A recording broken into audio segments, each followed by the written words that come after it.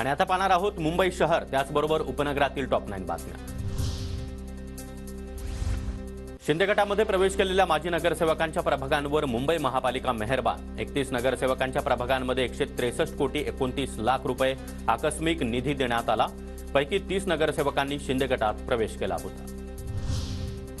नव्या वर्षामध्ये मुंबईतील 10,467 घरांची विक्री। घरांच्या विक्रीतून सरकारच्या तिजोरीमध्ये 716 कोटी रुपयांचा महसूल जमा।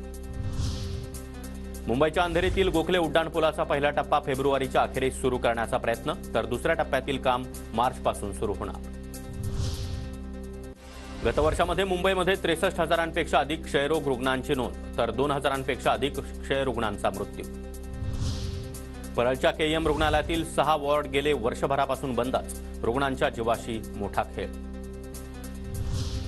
रस्त्यांलगत कचरा टाकणाऱ्यांवर लक्ष ठेवण्यासाठी सीसीटीव्ही कॅमेरे बसवणार। मुंबईच्या बोरिवली भागामध्ये कॅमेरे बसवण्याचं महापालिकेच्या घनकचरा व्यवस्थापनेचे आदेश।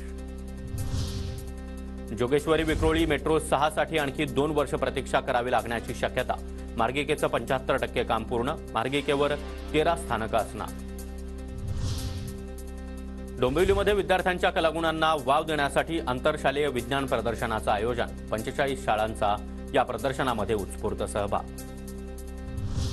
डोंबिवलीमध्ये इंस्टाग्रामच्या माध्यमातून 17 लाखांची फसवणूक। 40% परताव्याचं आमिष दाखवून लूट।